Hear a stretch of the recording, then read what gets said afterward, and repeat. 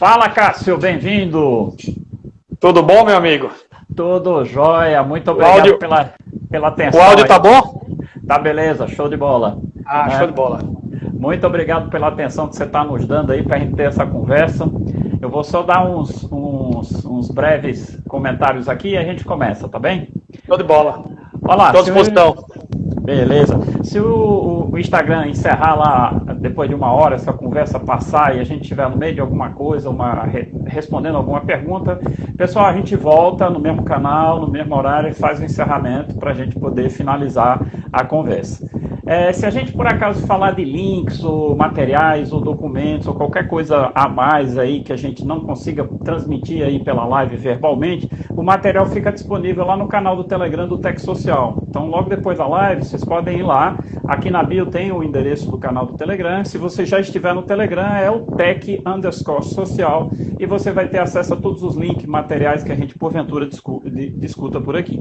A gente está fazendo uma série de lives, quando eu falo é o Tech Social, para falar umas coisas da visão da gente com relação à carreira no século XXI, profissionais no século XXI. E a gente fala o seguinte, que os profissionais têm que olhar para si mesmo como uma startup de sucesso, né? Não só uma startup, mas uma startup de sucesso, e essa startup é a startup U, ou seja, a startup de você mesmo. E a outra coisa que a gente vem falando bastante é a questão das soft skills, das habilidades comportamentais que têm assumido uma importância impressionante na carreira a partir desses novos tempos, em especial depois dessa pandemia. Tá certo? A gente está fazendo essas lives para quê? Primeiro, para definir, existe realmente uma caverna? A gente acha que sim. Né? E se existe uma caverna, por que de acho a gente tem que sair dessa caverna? Certo? No dia 10 de novembro, aí o Tech Social vai estar fazendo uma masterclass, certo? Falando sobre esse assunto e mostrando como a gente do Tech Social acha que você pode sair da caverna. Bom, vamos lá, que nosso convidado está esperando e tem muita coisa interessante para conversar com ele. Cássio, a gente fala muito com pessoas aqui que são recém-formadas, né? São público no geral, profissionais já estabelecidos, profissionais que estão cansados e querem mudar, e tem um outro foco que são os recém-formados. Queria que você desse contasse um pouquinho para a gente da tua história, de quando você saiu recém-formado a onde você chegou hoje, porque tu tem uma jornada bastante longa, apesar da pouca idade que você tem. Então, assim, a gente queria explorar, né, explorar mesmo essa sua experiência aqui nessa live. Então, conta aí pra gente, como é que era quando você saiu da universidade lá, calouro do recém-formado? Alberto, só antes de qualquer coisa, eu acho que a sua voz está muito boa, o áudio está muito bom, mas eu acho que o seu microfone está raspando na camisa, aí está estourando o... Opa, isso, pronto. Deixa eu colocar aqui o outro para tirar ele da camisa. Melhorou? Tá tendo vento aí? Não, né? Tem um pouquinho. Pronto. Então é isso aí. Que aí tá estourando pro público, eu acho. Isso. Bom, queria primeiramente, Alberto, agradecer o convite. Para mim é sempre muito gratificante, né? Falar um pouco de tecnologia, falar um pouco de empreendedorismo. E principalmente nesses momentos atuais, né? Que precisam de mudanças, precisam de oportunidades, precisam de atitudes, né? Então é importante às vezes sermos um pouco, nem que seja minimamente um exemplo, ou pelo menos um espelho para poder as pessoas se verem como capazes, né? E eu queria mandar um abraço para o meu tio que entrou aí, Josvan Ribeiro. É um cara que eu tenho um afeto enorme, que muito que eu aprendi da área humanística com ele. Então, eu queria mandar um abraço para ele, dizer que a referência a gente começa em casa, né? Então, é isso aí. Isso é importante. Então, como você falou, apesar da pouca idade, né? O pessoal não gosta de falar de idade, mas eu gosto de falar, eu tenho 36 anos. Tenho 36 anos e tenho uma carreira, digamos, não longa, mas com história, né? E com história é importante sempre a gente colocar como um pano de fundo para poder continuar vivendo, crescendo e desenvolvendo todas as ideias, né? Então, eu entrei na faculdade também muito novo. Eu entrei na faculdade com 17 anos e é curioso isso, porque quando eu fiz faculdade, lá no longínquo ano de 99,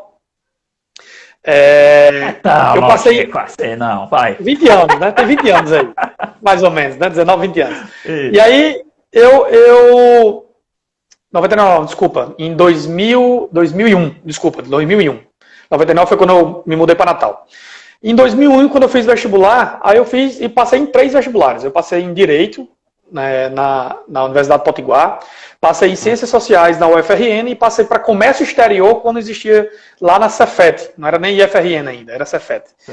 E aos 17 anos, achando que podia dominar o mundo, entrei nas 3 faculdades. Né, me matriculei nas 3 e consegui que essa loucura ficasse durante 6 meses. Né? E aí foi quando começou a abrir muito a minha mente, eu muito jovem, né? Com os conselhos muito de casa, dos pais, sem ter muita vivência de mundo. E você vivendo com 3 escolas totalmente distintas uma da outra. Né?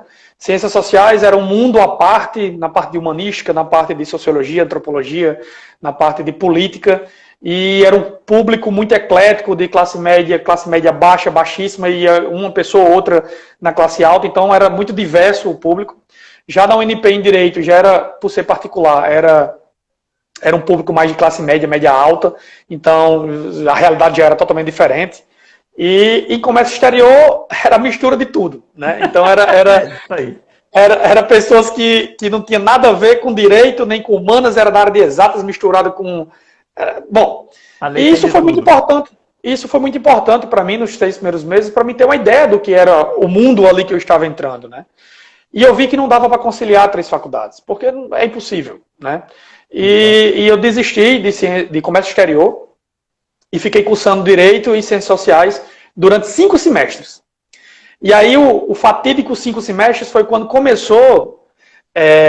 no Direito começou as disciplinas que envolvem prática jurídica, envolvia estágio, e aí tive que fazer aquela escolha de futuro, né? O que é que eu quero ser no futuro? E eu já tinha uma consciência profissional que eu queria ser advogado. Então, as Ciências Sociais foi importantíssimo na minha vida, foi algo que abriu a minha mente absurdamente, em termos de consciência social, de visão social, de aparato estatal, de posicionamento político, posicionamento antropológico, respeito mútuo a diferentes classes sociais, respeito mútuo a diferentes gêneros, tudo. Foi uma experiência incrível que eu recomendo para todos que tiverem a oportunidade de fazer o curso de Ciências Sociais. Precisa estudar muito e ler muito. E isso, por estar em Direito, acabava sendo um facilitador, porém... 17 anos, 18 anos, 19 anos, você tem outras atividades que competem diretamente com a leitura, com o curso de Direito, com o curso de Ciências Sociais. Exato. Só que eu sempre tive um objetivo muito claro na minha vida. Né? Meus pais, eles são do interior de Caiçara do Norte, como meu tio Josvan. Meu pai, ele tem uma trajetória também bem interessante e culminou com passar no concurso da Petrobras. E minha mãe, ela abdicou da vida profissional para cuidar dos filhos quando viemos para Natal. Mas também de uma origem muito humilde, que é onde trabalhou em mercado, vendendo picolé, pipoca, não sei o quê. E meu pai começou num bar, sendo garçom de um bar e tal, e resolveu colocar o estudo como algo primordial para o sucesso.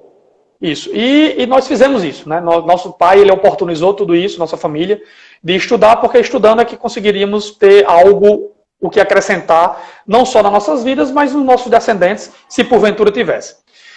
E aí foi, a faculdade, no meio da faculdade eu já tinha essa determinação de ser advogado, foi quando eu resolvi desistir de Ciências Sociais e entrar para estágios. E aí foi quando eu rodei todo o aparato público, estagiando na Justiça Federal, estagiando no Tribunal de Justiça, estagiando na Procuradoria da Fazenda e em escritório de advocacia. E não achando que era pouco, ainda fui ser monitor de Direito na faculdade. Então, eu troquei, digamos, as faculdades por experiências profissionais. Eu trabalhava o dia todo a partir do 6º período, 7º período de Direito. Eu trabalhava full time, digamos assim, né? Era de 7 da manhã até 10 horas da noite, estava fazendo faculdade ou me capacitando. Não digo que trabalhava, me capacitava. Né? Eu estava ali num ambiente profissional muito rico, onde eu estava me capacitando permanentemente. E me formei, passei na primeira OAB, e antes de me formar, achando pouco tudo que eu fazia, entrei na pós-graduação de Direito de Trabalho e Processo de Trabalho, porque era algo que eu tinha muita afinidade, já pela experiência como um pré-cientista social. Eu achava que o direito do trabalho era um direito importantíssimo que podia fazer a diferença na sociedade, fazer a diferença como profissional do direito e fazer a diferença como professor. E aí eu fiz a especialidade e em 2006 eu me formei, em 2008 comecei a dar aula. Então eu fui professor do Direito do Trabalho e Processo de Trabalho do ano de do segundo semestre de 2007, foi quando eu concluí a especialização, e fui professor de 2007 a 2017. Passei 10 anos em sala de aula, tive uma experiência incrível, né? Foram mais de 3 mil alunos que eu passou na minha disciplina de Direito do Trabalho e Processo de Trabalho. E nesse período, a riqueza de conhecimento ela se torna impressionante, né? Você ganha em conhecer pessoas, em conviver com pessoas de diferentes nichos, diferentes opiniões, então você enriquece muito o seu eu interior. Nesse meio tempo, eu continuei advogando apenas em direito do trabalho, porém não na parte do trabalhador, digamos, vinculado com a parte de ciências sociais. Eu foquei muito para fazer a diferença nas empresas, né? Sempre mostrando para a empresa que você aplicando a legislação, ela é muito benéfica a você. Então, você tendo uma consultoria jurídica especializada, apropriada, focada, você consegue ter um benefício muito positivo nas empresas. E isso eu fiz toda a minha carreira, né?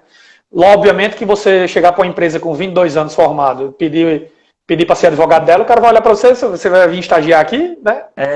Mas né, comecei devagarinho, né? Uma empresa, outra aqui, mais uma ali, e desiste uma e vem outra, e graças a Deus hoje temos um escritório com 28 empresas, né? A maior empresa do Rio Grande do Norte hoje está no nosso escritório, que é uma empresa com quase 10 mil funcionários.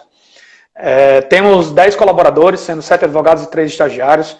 Temos correspondentes jurídicos em todo o estado, né? Caicó, Mossoró, Patos Ferros, Currais Novos, Macau. Aonde tiver Justiça do Trabalho, nós temos correspondente, além da Paraíba, João Pessoa, Campina Grande, Cajazeiras e Patos, e além do Ceará. Então, estamos falando aí em aproximadamente 20 pessoas que estão diretamente ligadas ao escritório. E isso me deixa muito, de uma certa maneira, orgulhoso que todas as minhas atitudes e todas as minhas escolhas, que é as coisas mais difíceis que nós fazemos na nossa vida, até agora deu certo. Então, isso para mim é um motivo de orgulho pessoal mesmo, e digo muito que eu quero ser exemplo só para meus filhos, não para os outros, né? Então, e isso lá na frente dos meus filhos... Tem que ter orgulho lá na frente meus filhos disseram que isso foi bacana, e para mim já valeu. Terei ganho a vida, né? Pronto. E vem a história do empreendedorismo, né? Eu lembro bem que quando eu era advogado, início de carreira, eu cheguei para conversar com um cliente de uma loja de shopping e ela pediu para mim, para eu vender meu serviço, digamos assim, né? Só que antes ela fez um desafio para mim que eu utilizo hoje até hoje. Eu acho que você lembra desse desafio. Ela disse o seguinte: Cássio, você é advogado, você não precisa me explicar as suas qualidades porque você é advogado. Para ser advogado você já tem qualidade. Mas você precisa se vender. Então, antes de mais nada, faça o seguinte: tá aqui essa garrafa de água, me venda essa garrafa de água. Se você me vender essa garrafa de água, você está contratado. E isso foi o primeiro desafio vinculado ao empreendedorismo. Eu acho que ali deu um estalo na minha vida, e no sentido que a advocacia, por mais não mercadológica que ela seja, mas ela é um produto de si mesmo, né? A advocacia ela é muito ligada à pessoa, a Cássio. Né? O cliente, quando contrata, ele quer falar comigo, não necessariamente com a equipe. A equipe faz parte, é essencial. Tipo, eu não poderia chegar jamais aqui sem a minha equipe, mas o personalismo da advocacia é muito forte. E aí foi quando eu vi que o conjunto, né, o conjunto da equipe, o conjunto dos valores, das missões que nós temos de vida, isso é muito importante. E aí a venda, ela entrou na minha vida nesse momento. Só que o Brasil, Deixa eu só fazer uma parte aí que para mim é muito importante isso que você acabou de dizer, cara, porque a gente fala muito isso na sala. Eu sou da área de TI, sou professor também, e a gente fala isso na área de TI, quando a gente fala isso, o pessoal olha estranho, vender, como assim vender? né? Eu sou um programador, aí eu fico imaginando que, pô, eu sou um advogado, eu sou um médico, eu sou sei lá o quê. Eu vou vender, não vou vender nada. E na realidade a gente tem muito que aprender com a área de vendas, porque na realidade a gente está vendendo são nossas habilidades, é o nosso tempo, a nossa atenção. E uma coisa que a gente precisa prestar atenção, a gente tem que vender e fornecer valor para o nosso cliente. Né? Então, isso é uma coisa que achei muito legal você estar falando isso, porque você está falando isso como um advogado que é um autônomo, que depois já tem um escritório, que montou um escritório. Então, assim, existe venda. Tem que existir venda para existir a geração de riqueza. E isso é uma coisa que muita gente olha assim, não, o vendedor é subclasse, e não tem nada disso. Né? Achei muito legal esse seu comentário, então eu peguei o gancho, desculpa eu te interromper, para poder puxar isso lá para a Tech Social, que é muito importante para a galera entender, não sou só eu que estou falando. Então, e aí isso começou a mudar muito a minha mente, né? Aquela história de bugar a mente em alguns momentos, começou a ter uma inquietação, né? Tipo, será que eu tenho que fazer só isso? Eu sou um cara inquieto, eu não consigo ficar só numa coisa.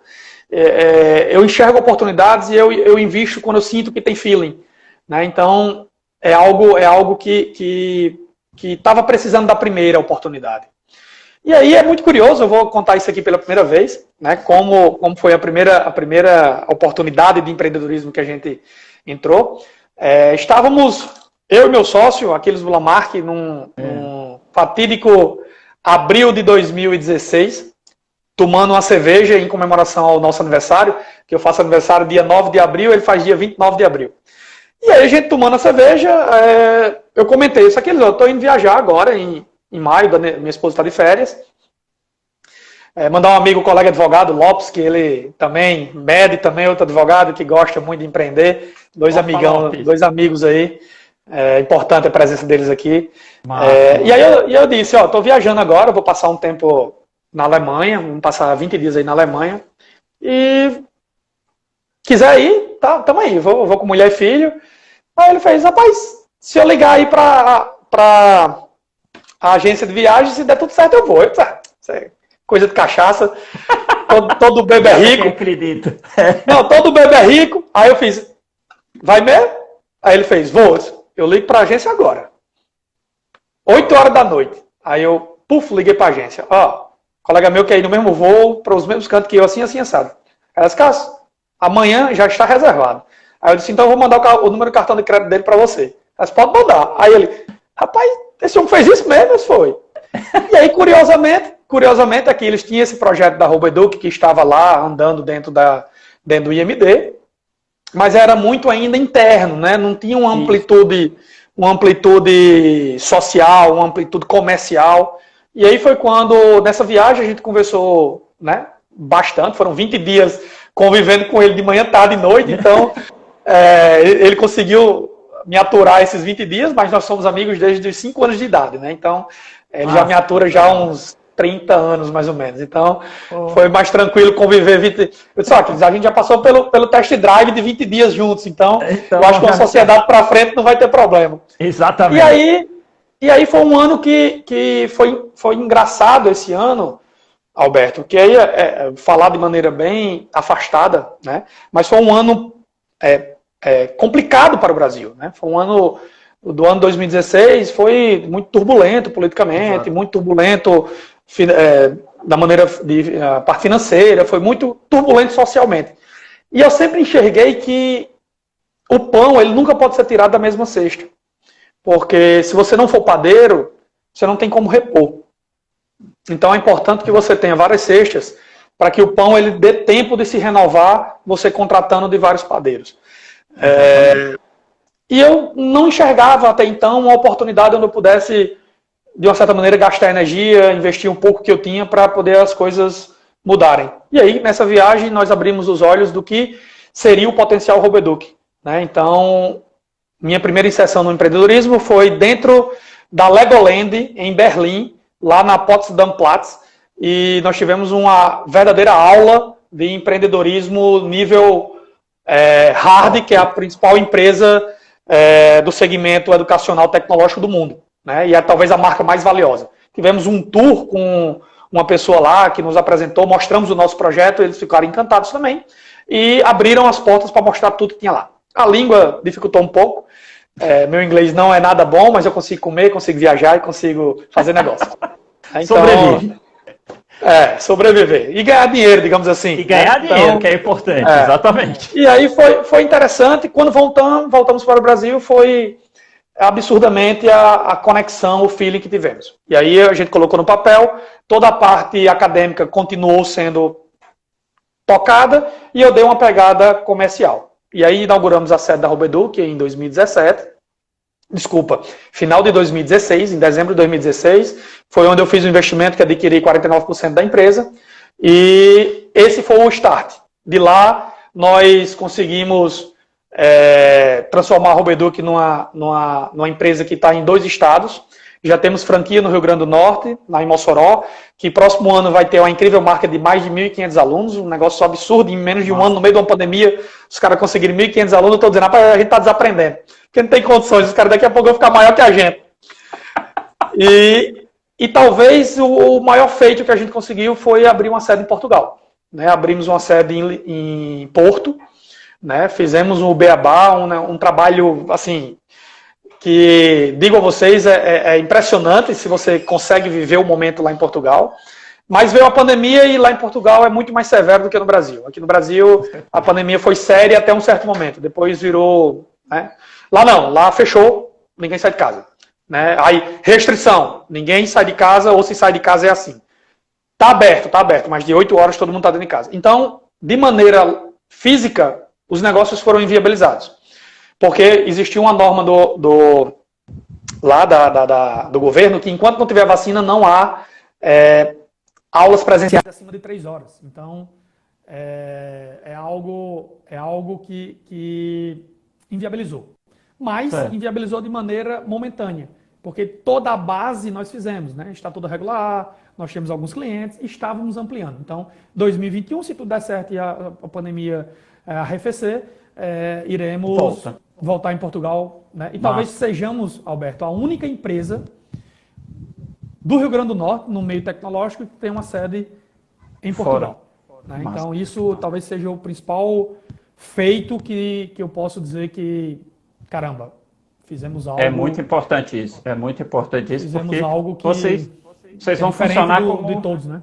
Isso, e vão funcionar como um abridor de portas para outros, né? Ou seja, o primeiro que pavimenta o caminho é que tem o maior trabalho, né? E exato, agora a gente sabe como é que funciona, né? Exato, a gente sabe como é que funciona. Vão permitir que outros trilhem o mesmo caminho, né? Muito legal. E não se aventurarem, né? É ir lá com a certeza que vai conseguir as coisas, né? Exatamente. E aí, estando na área empreendedora, aí a coisa vira uma loucura, né? Um furacão. E o surgimento da segunda empresa também é engraçado, porque meus clientes empresariais ficavam dizendo, Cássio, eu tô com um problema tecnológico assim, lá na Robeduc não resolve não. Eu disse, cara, a Robeduc é uma escola de programação e robótica de crianças de 3 a 18 anos. Digamos que de 15 resolva, né? A partir dos 15 anos resolva. Mas eu vou levar, né? Vai que, né? Não sei. E aí eu levava as situações, aí eu com meu sócio aqui, eles faziam, não, cara, isso aqui é coisa de uma empresa de desenvolvimento, não tem nada a ver com a escola e tal. Aí eu disse, os caras estão chateando tanto, vamos abrir. A gente já tem a sede da Robeduc aqui, então vamos abrir. Aí a gente abrimos a Incubatec, e a Incubatec, ela abriu assim, né, surgiu. Okay. Aí a pergunta era, Cássio, a Incubatec é o quê? Sei não. É resolvedor de problemas. E aí a gente resolveu um problema do cliente, e apareceu outro negócio, resolveu. Foi quando começou a eu entender um mundo das startups diferente do que era a empresa. Porque a Robeduc, mesmo sendo uma startup, mas ela é uma empresa pesada. Ela é uma empresa que tem muitos funcionários, é uma sede grande, é uma escola, então é pesada. Então comecei a entender como é que era o mundo de startups. Eu tinha que chegar para os clientes, os meus clientes jurídicos, e dizer, olha, eu resolvo uma dor sua. E o que é a dor? Era um problema que era facilmente resolvido, porém a um custo muito alto. Então eu tinha que chegar para ele com uma solução tecnológica e essa solução tecnológica teria que diminuir drasticamente o custo dele. O custo, exato. E aí foi quando surgiu o FacePonto. Aí quando surgiu o FacePonto, nós nos preparamos para lançar algo realmente muito forte, né? E hoje, talvez, tirando a Bidelivery, não sei, mas certamente Robeduc e FacePonto está entre as 5 startups com maior sucesso hoje no Rio Grande do Norte. Bidelivery disparado em primeiro lugar, são nossos ídolos lá do Mossoró, né? Os caras. Ok, os caras são fogo também. Os caras são fantásticos, né? Patrese, caras são demais. Mas eu acho que a Robeduc FacePonto hoje está entre as sucedidas de alcance e escalabilidade. Resultados em curto prazo. Isso a gente está falando tudo, Alberto, de 2 anos. Né? Essa história todinha aqui... É muito rápido, muito rápido. Bom, só fazendo uma parte, tão rápido quanto as mudanças que a Covid trouxe. Exato. E eu vou falar um pouco do FacePonto lá na frente, especificamente do FacePonto, mas basicamente foi isso. E aí a gente começou. Agora eu entendi como vamos procurar soluções. Então a gente começou a abrir o mercado, abrir mais projetos, mais coisas, onde a gente podia desenvolver, e eu, como advogado com grandes empresas fazendo uma parceria, poderia mostrar oportunidades e soluções para os problemas que eles tinham. Aí surgiu outras tantas oportunidades. Né? Então, hoje na Incubatec nós temos o FacePonto como carro-chefe, principal case de sucesso. Nós temos o EasyDiet, que é uma plataforma maravilhosa de auxílio a nutricionistas e a pacientes, para toda essa relação paciente-nutricionista. Muito bacana, tem sido muito boa a evolução. Obviamente que a escalabilidade ela não é tão grande, porque ela envolve nutricionistas, mas nós estamos falando aí em algo em torno de 50 mil pessoas, 150 mil pessoas no nível do Brasil. Então é algo que é um mercado muito grande, se você traz um diferencial muito grande. Temos também a Clínica Lá, que é um serviço médico de idosos, focado para idosos, exclusivo e tal. Tem tido um trabalho bem interessante, muito focado, está ali caladinha, mas estamos ganhando corpo, ganhando mercado, e as coisas estão evoluindo, tração. Por sinal, vai ter médico aqui na live, talvez tenha médico aqui circulando hoje pela live. Depois eu queria que você explicasse um pouquinho melhor a noção desse Clínica Lá aí, porque... eu estava vendo algumas coisas, umas discussões sobre o futuro dos planos médicos, né? Sim. E assim, o pessoal da área médica não está gostando muito do relacionamento entre eles e o plano médico. Então, assim, tem muita gente saindo. Então, qual que vai ser o futuro disso, né? Aí depois bota um pontinho aí para você explicar para a gente como é que o Clínica Lá funciona, que eu acho que é interessante para a galera entender isso aí, que é muito bom, muito, muito legal. Sem dúvida. E aí temos também um aplicativo que era um projeto que tínhamos para apresentar à Secretaria de Estado e às Secretarias Municipais, que é o Virtus, que seria um agente de trânsito permanente. Né? Todas as pessoas, todos os cidadãos seriam um agente de trânsito onde poderia fiscalizar quem que cometesse irregularidade. Né? E aí o projeto está interessante, o escopo está pronto, e aí a gente está esperando passar essa parte política para fazer a apresentação oficial aos órgãos, né?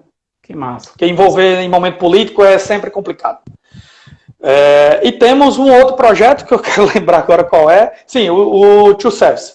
O Two Service, inclusive, a gente está trazendo para dentro do FacePonto, porque é algo que nós estamos cadastrando trabalhadores, fazendo um trabalho com as empresas onde a necessidade da empresa se adapta aos trabalhadores que estão ali de maneira intermitente. Então, é um serviço de trabalhador. E existe uma crítica da uberização e etc, mas enxergamos que oportunidades elas sempre têm que ser disponibilizadas. Se isso vai se tornar algo definitivo ou provisório, parte muito da pessoa que está com a oportunidade à sua frente. Estamos fazendo nosso papel. Né? E outros milhares de projetos que nós estamos se envolvendo. Né? Tem clientes que eu não posso revelar os nomes, mas são grandes clientes, uma rede varejista monstruosa aqui do Rio Grande do Norte, que fizemos um trabalho durante a pandemia, que o aplicativo pegue, o aplicativo eu posso falar, mas não posso falar de quem é o cliente, por questão de sigilo. Tem uma outra rede de cosméticos gigantesca aqui do Rio Grande do Norte, com mais de 200 lojas, que também é nosso parceiro com um aplicativo também. E estamos abertos a novas negociações e novos projetos. Pronto. Inclusive fora da tecnologia, né? Por exemplo, eu em particular, não necessariamente o grupo Robeduc, mas eu em particular fiz um investimento no início do ano, antes da pandemia, na Green Pallets. Não sei se você lembra dela. Isso. A Green Pallets foi a startup que recebeu investimento lá do Shark Tank. Exato. Isso, e aí eu cheguei e fiz uma proposta aos meninos e a minha proposta, inclusive, era melhor do que a Shark Tank. E estamos lá com e aí estamos lá com um projeto bacana, né? 2021 agora vem com uma nova proposta totalmente diferente do que eles tinham anteriormente e acredito que agora vinga e vai criar uma escalabilidade a nível do Brasil. Então é algo que a gente vai tirar o peso do que é você ter uma fábrica, uma marcenaria, uma loja. Não, a gente vai criar um modelo onde a escalabilidade vai ser bem maior. E é interessante, né? Diante de tudo isso, né? Essa vivência de milhares de cursos que eu fiz em São Paulo e Rio de Janeiro, me reuni com dezenas de CEOs lá, levando porrada de um lado, levando porrada do outro, tendo que fazer um pitch elevator para um cara no elevador. Aí eu peguei e apertei os botões tudinho do elevador para dar tempo para poder conversar com ele. E aí o cara disse, mas você é muito cara de pau, você fazer isso, eu só achei, eu queria tempo. Se o pitch era dentro do elevador, tá resolvido. Então, você começa a ter uma visão. E isso também impacta na minha vida pessoal, na minha vida familiar, no comportamento com minhas filhas, na educação que eu tenho que dar para elas, principalmente também uma mudança no escritório. Né? O escritório passou a ser uma empresa realmente na sua concepção tecnológica. Hoje no meu escritório não tem papel, né? Tudo é tecnológico. Né, utilizamos todas as ferramentas disponíveis que tem no mercado, utilizamos todos os contatos com os clientes em todas as ferramentas tecnológicas. Então, acesso de processo, comunicação, digitalização, não existe papel. Para dizer que não existe papel no escritório, o que existe é esse rascunho, que sempre quando eu termino de fazer alguma anotação, eu já pego e jogo fora. Então, a única coisa que nós temos aqui é um rascunhozinho para sempre rabiscar alguma coisa. Pronto. Deixa eu te perguntar uma coisa. Isso é um resumo aí, eu acho que tá bom. Consegui em 17 minutos. 17 minutos. Pois é. Né? Um resumo assim bem grande de quanta coisa tem aí no meio. Cara, você falou muito aí, estamos abertos a novas ideias. Tá certo? Ideia por ideia não é um fator de sucesso. Mas óbvio que para se ter sucesso, tu tem que começar com uma ideia. Aí eu queria saber o seguinte, quais são as características de uma ideia que faz seus olhos brilharem, cara? Como é que você saca quando você olha para um negócio e diz assim, pô, bicho, esse negócio eu acho que tem, sabe aquele feeling que mexe com você, que vira a chave, que você diz, pô, esse negócio é interessante. O que é que você diria para alguém que, pô, se eu tenho uma ideia, o que é que eu tenho que olhar para fazer os olhos de Cássio brilharem e o cara investir em mim? Então, apesar de toda essa experiência profissional que eu tive, e tenho, e vou ter, né, Alberto, uma coisa que abriu muito meus olhos também foi o mestrado, no qual eu estou concluindo agora, o mestrado na UFRN, né, o do Ciência, Tecnologia e Inovação. E lá no mestrado a gente troca experiência com os colegas e com os professores de maneira muito rica, né? Obviamente que eu jamais vou desmerecer ninguém, né? Muito pelo contrário, eu valorizo sempre a positividade das pessoas e as qualidades dela. Mas você conversar com, digamos, com leigos, não é um diálogo, é um monólogo, né? Você vai só... Quando você conversa com alguém que tem uma base como você, vou falar de você para não, né, quebrar os protocolos. Né? E com todos os nossos colegas de mestrado, com professores de sucesso, um abraço para Glaucio, um abraço para Zumar, um abraço para Aquiles, um abraço para Henrique, e um abraço para Herculana, para todos os outros que me ensinaram durante esses 1 ano e meio, mais ou menos, de mestrado, algo fantástico. Você começa a ter um ponto crítico além do técnico. Né? Você começa a ver que o técnico não é o bastante. Que é o técnico, você imaginar que o que é apresentado se transforma em números, número é dinheiro e o retorno vai ser dinheiro. Não, não é isso. Né? A gente começa a avaliar qual é o impacto que isso vai fazer na sociedade, o que é que representa isso para você. Então, o investimento não é apenas em questões técnicas com retorno financeiro. O investimento é em pessoas.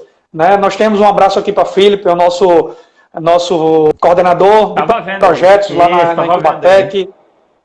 Está indo agora para o Vesting, né? No contrato de Vesting com a gente.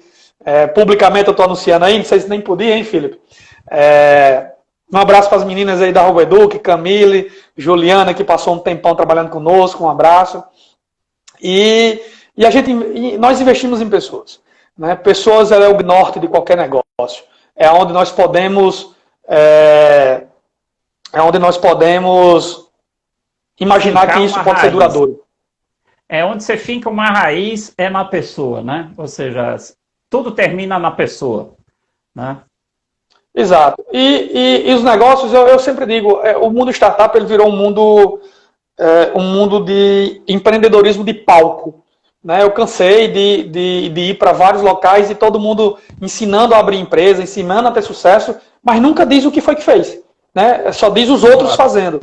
E não necessariamente você tem que vivenciar as coisas boas ou as coisas ruins, mas você tem que ter a vivência da coisa. Né? Eu tenho essa visão crítica, principalmente no mestrado, foi isso. Eu acho que o muro que existia entre a universidade e o mercado, talvez tenha sido a maior das experiências, foi tentar quebrar esse muro para que a universidade olhasse para o mercado e o mercado olhasse para a universidade sem preconceitos. E isso talvez foi a maior experiência, a maior aquisição de conhecimento que eu tive nos últimos anos. Nesse cenário, para se avaliar, é isso, pessoas. Né? Você acreditar, você entender que aquilo faz parte do seu projeto, não necessariamente de vida, mas aquele seu projeto, da sua fase. Que às vezes são fases, são pessoas que estão vivendo momentos e aqueles momentos são importantes. Né? Porque eu vejo o brilho nos olhos de Felipe, eu vejo o brilho nos olhos de Felipe Gama, eu vejo os brilhos nos olhos de Rafael, que trabalha conosco, que vão integrar a equipe permanente agora de sócios, né? De associados e virar sócios. Eu vejo o brilho nos olhos porque aquilo faz parte da vida deles. Né? E isso realmente engrandece como pessoa, como sociedade. E isso faz a gente acordar todo dia para trabalhar, gerar emprego, fazer com que as pessoas tenham oportunidade, ganhem melhor e aí elas possam ter uma sobrevivência, digamos, mínima para elas pensarem no que elas podem fazer lá fora. Porque a gente não quer que as pessoas sejam nossas. A gente quer que elas se preparem, se capacitem e cresçam. Se for para crescer junto da gente, ótimo. Se for para crescer do lado também, estamos para ajudar e para dar todo o apoio. Né? Exatamente. É uma coisa que eu ia te perguntar, mas você já falou, mas eu vou te perguntar mesmo assim, que eu tenho que fazer o meu jogo de cintura daqui. A gente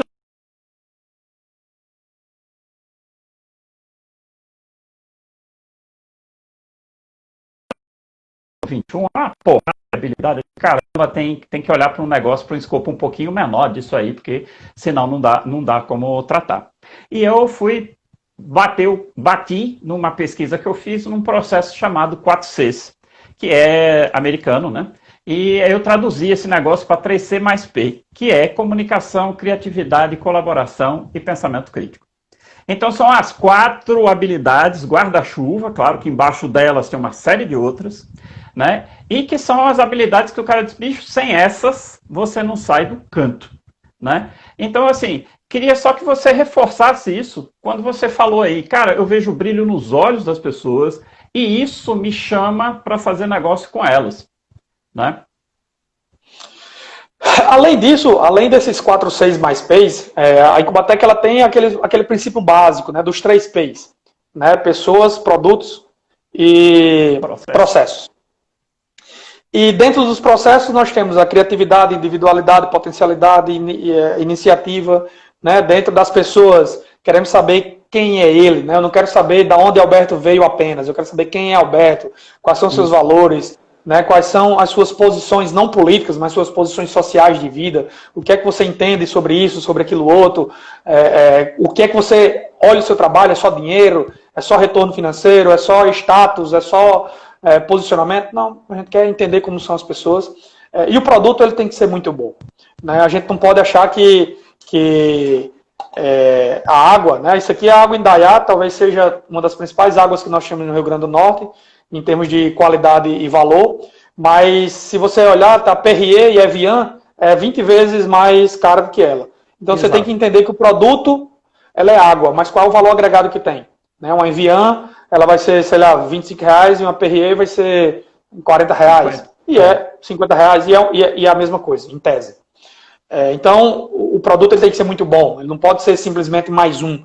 O FacePonto ele poderia ser mais um, se não houvesse 10 anos de experiência como advogado trabalhista dentro de empresas, se não houvesse 15 anos daqueles como professor da área de CIT, com N projetos, N laboratórios trabalhando. Então, isso é o que faz o produto ser muito bom. Então... esses 3 P's, com os 3 Cs que você falou, nós aplicamos na nossa empresa, nós ressaltamos permanentemente. A criatividade, ela nada mais é do que você solucionar algo que todo mundo soluciona, mas você soluciona diferente, em menos tempo, gastando menos energia, com os resultados mais práticos. Então, essa é a criatividade. Nós temos a criatividade como um inventor, né? A minha geração é a invenção do professor Pardal, digamos assim. E isso meio que dá um certo preconceito. Quem não é criativo... Não, a criatividade, ela é vivência. Alberto, você não é criativo se você não viver o mundo criativo. Então, jamais eu teria essas ideias, jamais o estalo teria vindo se eu não tivesse sido abraçado pelo mundo tecnológico através da Roboeduc. Se eu não tivesse tido N oportunidades. Hoje eu advogo para N outras startups, né? A Condesconto, a OnDrive, a BJJ Flix. Então, tem N, a Supply Radar. Então, tem outras tantas startups que eu faço, o PEG, né? E outras tantas que eu advogo. E eu contribuo não apenas na advocacia. Eu gosto de dar pitaco quando pedem. Óbvio, né? Exato. Não dou pitaco no negócio de ninguém sem pedir, não.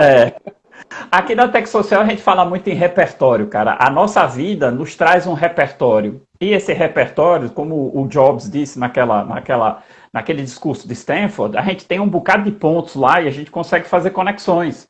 Né? E eu lembro do curso do Murilo Gun, que diz assim, cara, a criatividade combinatividade, é combinar coisas. Talvez coisas que já existam, que estão aí, simplesmente você as recombina, né? Numa maneira diferente de fazer as coisas, onde você reduz o custo de fazer essas coisas. E tá aí, criatividade é isso, é recombinar coisas. Mas para recombinar coisas, você precisa de um repertório, você precisa de experiência, de vivência, você precisa de ler. E uma coisa que eu costumo dizer, a gente tem que usar nossas orelhas e nossa boca na proporção que Deus nos deu, né? Ouvir 2 vezes mais do que a gente fala. E ouvir a diversidade. Ouvir pessoas diferentes, independente de quem sejam elas, porque culturas diferentes têm visões diferentes, têm formas de ver o mundo diferente. E isso é enriquecedor, né? Isso nos faz pensar diferente. Só um parênteses, Alberto. Essa questão da vivência com pessoas diferentes, até 2015, digamos assim, eu convivia na minha pessoa muito na área jurídica, né, com colegas advogados, magistrados, promotores, etc., que é o ciclo social no qual nós estamos vinculados, e vivia na convivência com as amigas da minha esposa, que ela é nutricionista, professora da universidade, da UFRN, e vivia, digamos, nesse mundo, né? Isso.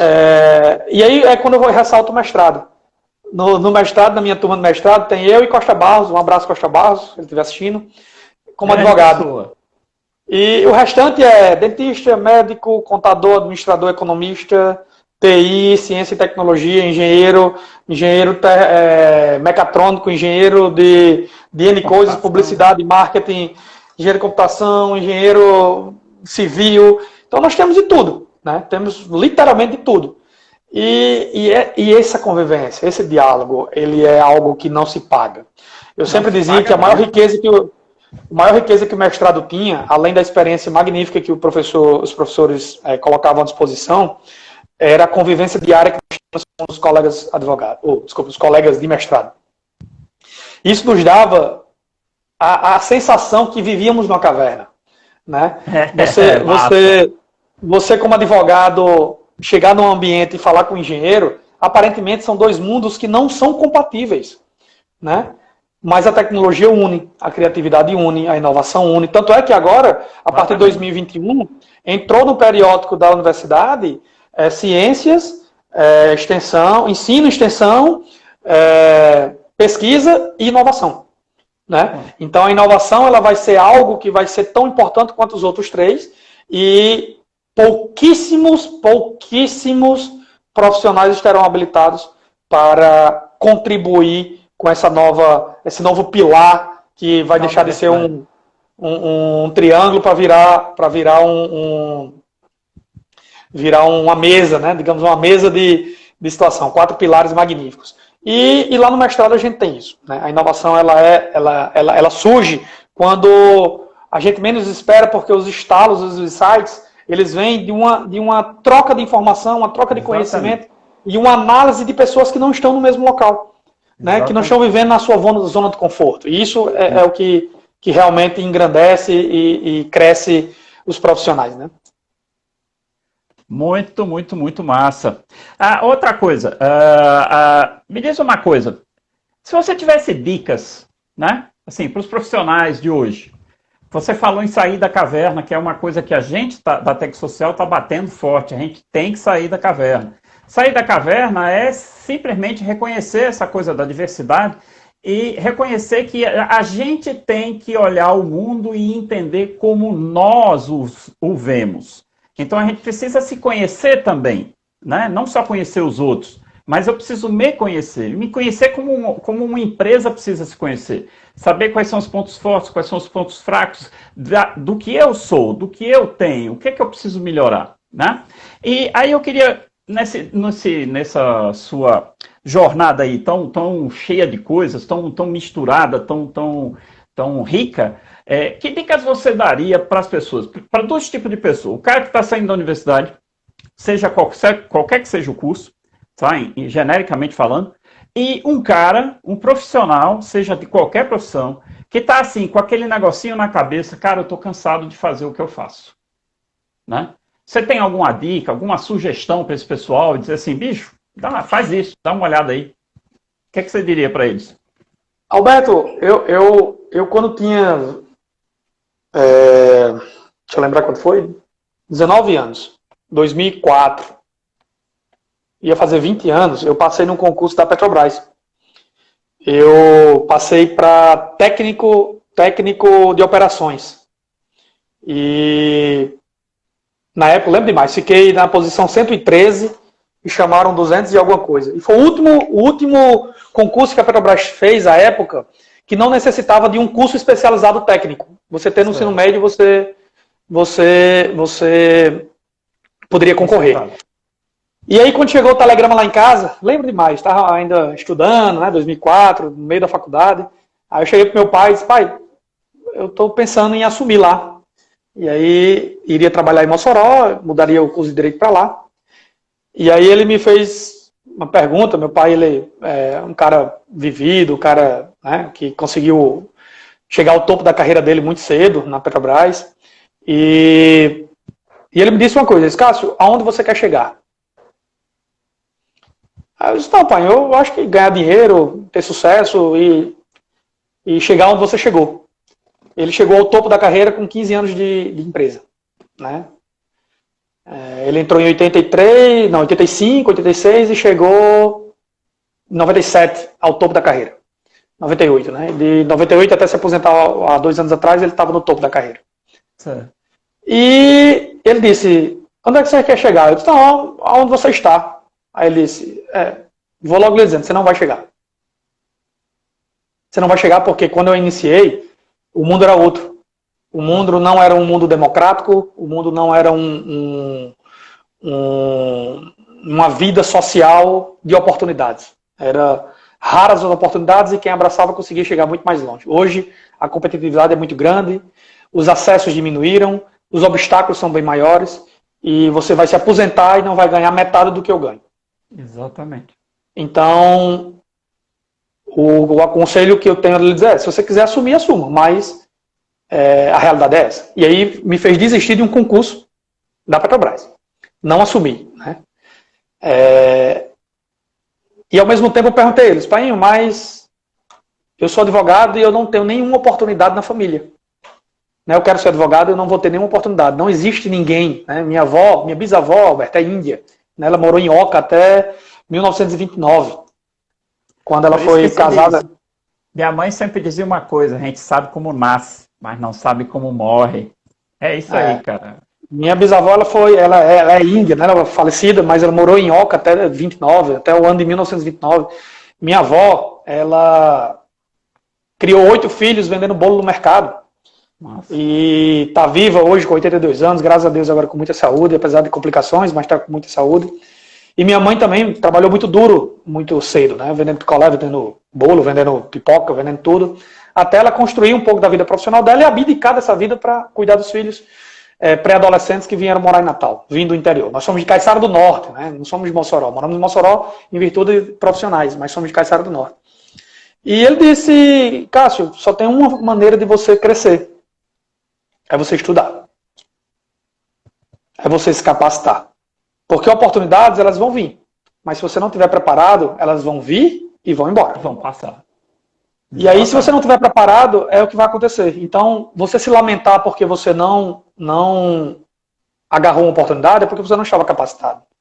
E aí eu sempre ouvi isso, que não existe sorte. Existe você estar preparado para a oportunidade. Né? Então, hoje, graças a Deus, eu tenho um escritório consolidado, né, de uma certa maneira grande, perante o ambiente tradicional. E eu escuto muito de colegas dizer que tudo isso foi sorte. E eu gosto de dizer que foi sorte. Né? Foi a sorte de todas as oportunidades que chegaram, eu estar preparado para agarrá-las. Exatamente. Então, e foi do nada, né? Você diz, foi do nada, né? Realmente é bem... E o que eu poderia dizer a todos os colegas, né, que estão aí na batalha, primeiro se prepare. Não ache que você vai para um ambiente de alto nível achando que você pode enrolar alguém, ou passar a perna, ou ser esperto. Cara, eu sentei com o número 3 do Bradesco, Alberto, lá no Inovabrá. Ele me deu 15 minutos para eu explicar. No final, ele me parabenizou por educação. Mas disse, você tem que se preparar mais, porque isso aqui é pouco para o nível de competitividade que é aqui em São Paulo. Mas parabenizou e disse, quando você estiver preparado a esse nível, volte, que eu tenho interesse em conversar com você. Pronto, é isso aí. Então isso abre muitos olhos, isso você apanha. Mas aí nessa mesma oportunidade que eu tive, eu dei uma palestra, né? A UFRN me convocou, me chamou para dar essa palestra lá em São Paulo. E nessa palestra estava 3 ícones empresariais na palestra, né? Que era Flávio Rocha, da Riachuelo, estava o cara da Ale, esqueci o nome, Alecrim, né? O Marcelo Alecrim, e estava o cara da Três Corações, que talvez sejam hoje os 3 maiores empreendimentos do Rio Grande do Norte, e as pessoas nem sabem que eles são do interior, lá de São Miguel do Porto Ferro, próximo ao Porto Ferro. Isso. E apesar de posicionamentos, né, que você concorda ou não concorda com ambos, mas todos os 3 têm um sucesso a nível de Brasil que poucos brasileiros têm. Exatamente. E todos vieram do mesmo local. E depois em outra live eu vou contar essa história desses caras que eu fui atrás para saber. Fui saber de onde foi que água foi essa que eles beberam, que saiu todo mundo da mesma cidade, da mesma geração, e consegui fazer isso. Vamos fazer. E aí eu disse na palestra, quando terminou, dizer o seguinte, que era maravilhoso estar tendo aquela oportunidade, mas eu me sentia frustrado.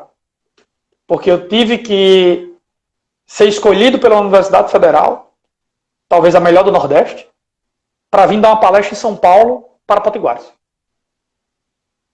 E isso para mim era uma frustração, porque eu poderia apresentar isso no Rio Grande do Norte. Massa. Então, os caras olharam assim meio de lado para mim, mas isso é frustrante, né? E talvez nesses 2 anos o que eu venho fazendo, eu falo muito com o Fred Alecrim, com o Gleb Duarte, com o Carlos von Sosten, com o Pablo, com todo mundo do ecossistema, é dizer que a gente tem que baixar a guarda, a gente tem que ouvir essa galera que está chegando, a gente tem que dar dicas. Esse empreendedorismo de palco, essa mentoria, esse negócio que está rolando aí como se vir... Cara, não é isso. Né? As empresas elas precisam de ajuda mesmo. Por isso que o trabalho do Sebrae faz um bom trabalho, a UFRN faz um bom trabalho, o IMD faz um bom trabalho, mas nós precisamos de mais. Nós precisamos de pessoas especializadas com know-how que se dedique a isso. Por que Cássio não contribui? Porque eu não tenho tempo. Eu não posso dizer, Alberto, eu vou entrar na Tech Social e vou fazer isso e isso. Não vou. Não vou porque eu não tenho tempo para me dedicar. E dedicação é a união de muita coisa, de amor, de prosperidade, de objetivos, de comprometimento, de compromisso. Então, se não tiver isso, não avança. A tecnologia e o empreendedorismo é isso. Quando a gente vê uma empresa de sucesso, tirando os raros casos que são de falcatrua, essas coisas, mas a grande maioria é de sofrimento, a grande maioria é de não, a grande maioria são de pessoas que passaram uma temporada sofrendo para agora ter o lucro, o lucro, quando eu digo o lucro do sucesso, né? Não o lucro financeiro, ter o reconhecimento. Então, para mim é muito importante, por exemplo, a gente está agora sendo aprovado no FacePonto, no principal edital do Ministério da Ciência e Tecnologia do Brasil, que é o de Inteligência Artificial. Nós fomos selecionados em 3.600 empresas, passamos para a segunda fase com 700 empresas, passamos para a terceira fase com 100 empresas, agora estamos na última fase com 30. Então estamos entre as 30 melhores empresas do Brasil que utilizam inteligência artificial. Caralho. Então, é algo que o Rio Grande do Norte tem que ressaltar. É algo que eu digo o seguinte, não tem que bater palma para Cássio, tem que bater palma por todo esse ecossistema que ajudou a empresa a chegar onde chegou. Então é isso que a gente está. A gente agora está para receber o investimento, já está para assinar contrato até sexta-feira. A gente vai para a última rodada de investimento que pode ter cifra milionária, para a gente espalhar para o Brasil todo o FacePoint. Então a gente está falando que se a gente espalhar para o FacePoint pelo Brasil todo, a gente vai estar gerando 10 vezes mais emprego que a gente gera. Então hoje são 16 colaboradores. Pronto, hoje são 16 colaboradores, pode virar 200, né? É isso que o Rio Grande do Norte tem que olhar, cara. Quanto valor que essas startups podem fazer se crescerem aqui dentro. É como você disse, você está recebendo um aporte milionário, onde você vai gastar esse aporte? Uma grande parte vai ser aqui dentro. Vai reverter uma porrada de coisa aqui dentro. Né? Em pagamento de impostos, em geração de empregos, em melhoria de vida para as pessoas, que gera, é ciclo vicioso, né? Você melhora o emprego, melhora o posicionamento dessas pessoas, elas vão por si gastar mais, pagar mais impostos, gerar mais renda, gerar mais riqueza. Mandar um abraço aqui, Alberto. Mandar um abraço aqui para Nixon, um dos caras que considero um grande amigo e um dos caras mais experientes em vendas na área de fármaco. O cara, ele vende água e ainda vende com a dose de remédio dentro já para o cara tomar. O cara é foda. Esse daí era um cara que poderia contribuir bastante com o ecossistema. Ele é foda. Pronto, deixa eu fazer uma coisa. A todos os amigos de Cássio que vieram aqui nessa live, considerem-se convidados para estarem no Tech Social. Cara, porque se vocês são amigos deles, são nossos amigos também. O nosso interesse é fazer o que o Cássio está propondo aí. A gente ajudar os profissionais a se tornarem profissionais qualificados para poderem pegar aquelas oportunidades que vêm passando pela frente. E a gente só consegue pegar uma oportunidade se a gente se capacitar, se preparar. Né? Não tem esse jogo mole de palco, de sorte, não tem, é muito trabalho, é suor na testa, e vamos lá. Aí os caras só olham o final e acham que é maravilha. Né? Cara, exato. Fantástica conversa, cara, gostei demais. Eu espero que o pessoal tenha gostado também. O valor que a gente trocou de ideias, as coisas que você disse aqui são impagáveis, cara, impagáveis. Agradeço demais a tua presença aqui, o teu papo, os teus insights, as tuas dicas. Cara, muito obrigado. Roberto, eu que agradeço, estou à disposição quando quiser conversar mais especificamente sobre alguma startup, a gente falar de processos, pessoas, estou à disposição, gosto demais de fazer esse tipo de diálogo, esse tipo de comunicação, de troca de experiência, de repassar os pontos positivos. Talvez na próxima live eu falo dos negativos para o pessoal se assustar, né? Se assustar um pouco, porque nem todo momento da vida são flores, né? Então, mas queria agradecer a todo mundo aí que veio, que deu um alô, né? Os amigos, os colegas advogados e todo o público aí da Tech Social, e dizer que empreender, ele tem que vir do coração, onde você tem que fazer o diferencial. Você ser mais um, você vai estar só no meio da multidão, sendo igual um melebebo. Então, tem que isso vir de dentro. Sucesso a todo mundo, né? Sucesso à Tech Social, sucesso às empresas e toda a minha equipe que faz a empresa dar certo. E é isso. Valeu, meu amigo.